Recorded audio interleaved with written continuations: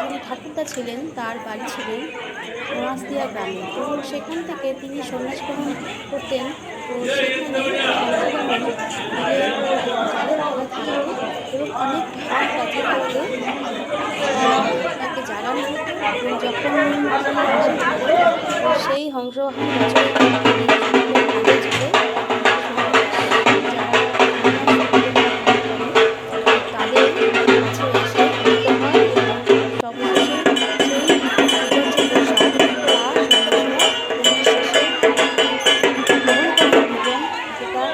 ভাষায় ফল বলে আমরা বলে থাকি। তো সেই ফলের দিন চৈত্র মাসের শেষের দিকে এই বাসন্তী পুজোর সময় এই উৎসবগুলো উদযাপন করা হয়।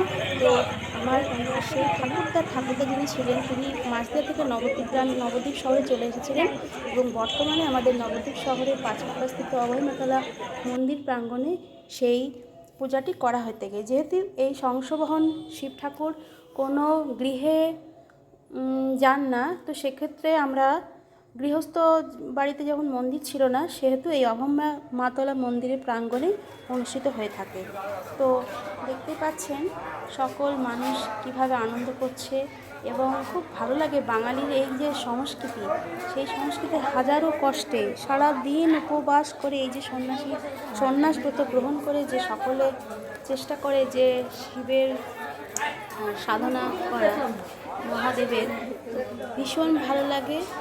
আমরা বাঙালিরা এইভাবে নিজেদের মধ্যে নানান রকম ব্রত উদযাপনের মতো উৎসব উদযাপনের মধ্যে দিয়ে দিন কাটাই। তো আমাদের এটি বলতে পারেন যে ভীষণ ভালো লাগা, মন থেকে আনন্দ করে এবং মন থেকে ভালোবেসে আমরা এগুলো গ্রহণ করে থাকি। তো সর্বোপরি সারাদিন উপবাস করে আমার পরিবারের মা এবং সমাজে যারা পারে সকলেই